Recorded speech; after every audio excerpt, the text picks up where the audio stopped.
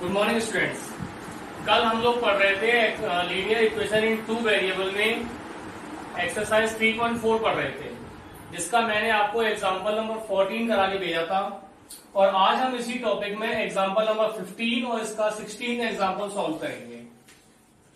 जैसा कि मैंने आपको बताया था कि अगर किसी इक्वेशन में आपका अगर a1 upon a2 is not equals to b1 upon b2 हो तो क्या कहते हैं हम लोग इसको? हम इसे कहते हैं यूनिक सॉल्यूशन।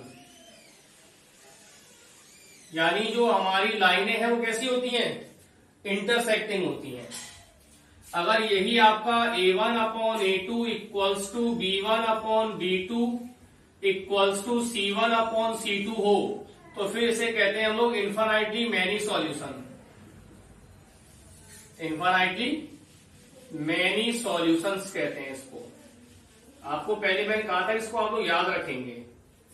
और इसको थोड़ा और ढंग से देखें तो इसी में एक और आता है आपका a1 upon a2 equals to b1 upon b2 is not equals to c1 upon c2।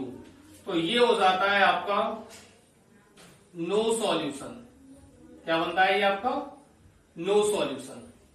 अब इन तीन कंडीशंस के ब्याह पर ही हमें आज का अपना टॉपिक सॉल्व करना है हमको, जिसमें सबसे पहला जो हमने लिया हुआ है एग्जांपल नंबर 15। अगर आप इस एग्जांपल 15 को देखेंगे तो इस एग्जांपल 15 में ये आपसे कह रहा है for what value of p does the pair of equations given below has unique solution. ठीक, अब आपकी इक्वेशन क्या है? अगर इसका हम सॉल्यूशन लिखें तो इसके सॉल्यूशन में आपके पास जो गिवन इक्वेशंस है वो क्या है? 4x plus py plus 8 equal to 0 और 2x plus 2y plus 2 equal to 0। ये दो इक्वेशंस थी। Since the pair of equations has unique solution. इसमें जो आपका पेयर ऑफ इक्वेशंस कैसा है, वो इसका नेचर कैसा है आपके पास? ये यूनिक सॉल्यूशंस है इसके पास।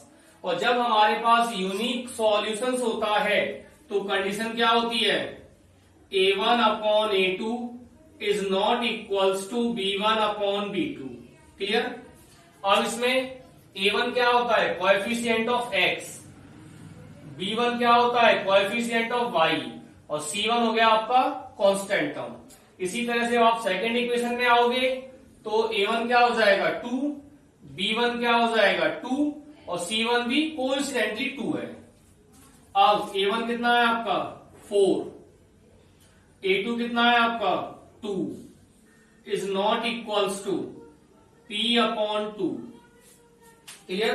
अब अगर हम इसको मल्टीप्लाई करें तो ये हो जाएगा आपका 2p is not equals to 8। क्या किया हमने? p को मल्टीप्लाई कर दिया 2 से और 4 को मल्टीप्लाई कर दिया 2 से। जब हमने p को मल्टीप्लाई किया 2 से तो ये तो हो गया आपका 2p, और जब हमने 2 को मल्टीप्लाई किया 4 से तो ये हो जाएगा 4 2 8। अब यहां से हमें p की वैल्यू निकालनी है। क्या हो जाएगा? p is not equals to 8 upon 2, that is p is not equals to 4। ठीक, अब इसका आंसर क्या होगा? अगर ये कंडीशन है तो इसका आंसर हो जाता है here p can be any real number other than 4। तो इसका आंसर क्या होगा? p इसमें कोई भी रियल नंबर हो सकता है अदर देन 4, यानी p का आंसर कुछ भी आ सकता है 4 को छोड़कर। इसमें p का जो आंसर होगा वो क्या होगा? 4 को छोड़ के कुछ भी हो सकता है। ठीक, अब इसी में हम लोग इसका एग्जांपल नंबर 15 लेंगे। ठीक है, जब हम लोग इसके एग्जांपल नंबर 15 पे चलेंगे तो एग्जांपल नंबर 15 में क्या होगा? एग्जांपल नंबर 15 में कह रहा है आपसे ये for which value of k will the following pair of linear equations have infinitely many solution।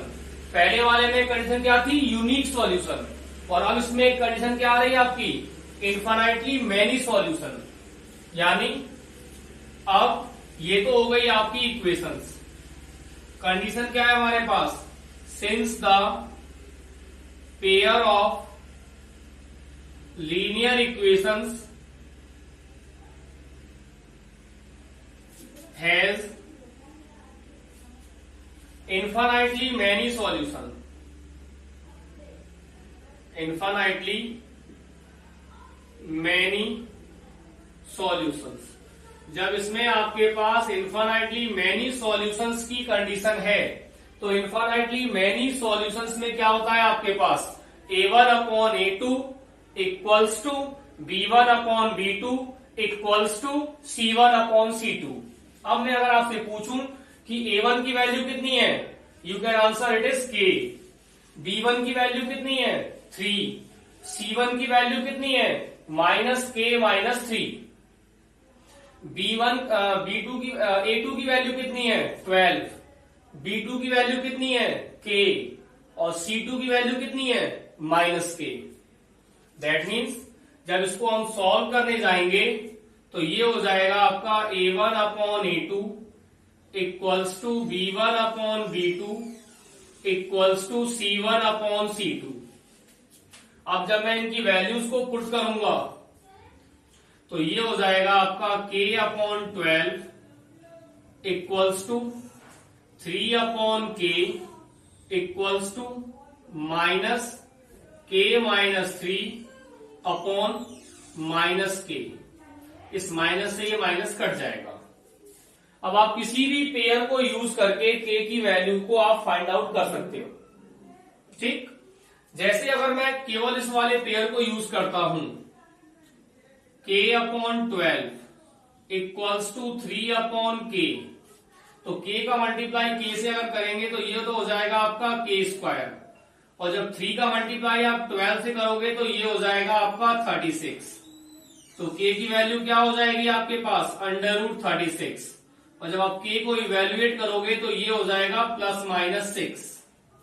क्या हो जाएगा, +-6। अब यहां पर दो ऑप्शंस आ गए हमारे पास कि भाई k की वैल्यू दो निकल के आ रही है, एक तो +6 और एक -6। अब हमारा आंसर कौन सा है, तो जब इस तरह के कॉन्ट्रडिक्शंस क्रिएट हों तो आप अपने आंसर्स को चाहो तो वेरीफाई भी कर सकते हो। जैसे हाँ स्टूडेंट, अब यहाँ आपने देखा होगा कि जब आपने इसको सॉल्व किया तो यहाँ पे k की दो वैल्यू आ गई। अब इसे कैसे हम वेरीफाई करें कि k की कौन सी वैल्यू यहाँ पे पर्टिकुलर होगी, +6 या -6। ठीक, तो इस चीज को अगर आप वेरीफाई करना चाहते हो कि हमारी वैल्यू कौन सी वाली होगी, प्लस वाली होगी या माइनस वाली होगी, तो इसके लिए आप एक काम करो, आप किसी एक और पेयर को यूज कर लो। चाहो तो इसको इसके साथ यूज कर लो या इसको इसके साथ यूज कर लो, ये चॉइस आपकी अपनी रहेगी। तो मैं again 3k equal to k-3 upon k को यूज कर रहा हूं। क्यों, क्योंकि दो आंसर हो चुके थे हमारे पास यहाँ पे। क्या क्या थे वो, एक तो k इक्वल टू 6 और एक हो गया आपका k इक्वल टू -6। जहां पे हमें क्लियर ही नहीं हो पा रहा था कि प्लस के 6 वाला आंसर होगा या माइनस के 6 वाला हमारा आंसर होगा। अब इसके लिए क्या किया हमने, इन्हें क्रॉस मल्टीप्लाई कराएंगे। जब इसे आप क्रॉस मल्टीप्लाई करोगे तो ये हो जाएगा आपका k² - 3k equal to 3k हो जाएगा। क्या इसे आप k² - 3k इक्वल टू 0 कह सकते हो, ये हो जाएगा आपका k² - 6k इक्वल टू 0। अब अगर हमने इसमें k कॉमन लिया तो ये हो जाएगा k - 6 इक्वल टू 0, और यहां से k इक्वल टू 0 और k - 6 इक्वल टू 0, ये दो आंसर हो जाएंगे आपके। ठीक, अब इनमें आप क्या देखोगे, ये हो रहा है आपका k इक्वल टू 6। अब k इक्वल टू 6 जो है वो दो कंडीशंस में वेरीफाई हो रहा है। तो इस तरह की अगर कभी कोई कंडीशंस क्रिएट हो आपके पास कि दो आंसर्स आ रहे हो, या हमेशा ऐसा होगा कि जब भी इक्वेशंस क्वाड्रेटिक होंगी तो आपके पास दो इक्वेशंस आएंगी और आपको अपने आंसर को वेरीफाई करने से पहले ये देखना पड़ेगा कि आपको ये चीज जस्टिफाई करनी पड़ेगी कि दोनों जीरोस आपके परफेक्ट हैं या नहीं है। Then here k equal to 6 is your answer. ठीक, बाकी आप वीडियोस को देखते रहिए, आप लोग देखते से पढ़ते हो, अगर आप हमें व्यूज अधिक मिलते हैं तो हमें भी पढ़ने का काम करने का मन करता है। ठीक, आप अपने वीडियोस को देखते रहिए, इनको लाइक करते रहो, सब्सक्राइब करते रहो। एक नए वीडियो के साथ कल दोबारा मिलेंगे, तब तक के लिए have a nice day and very good luck to all of you.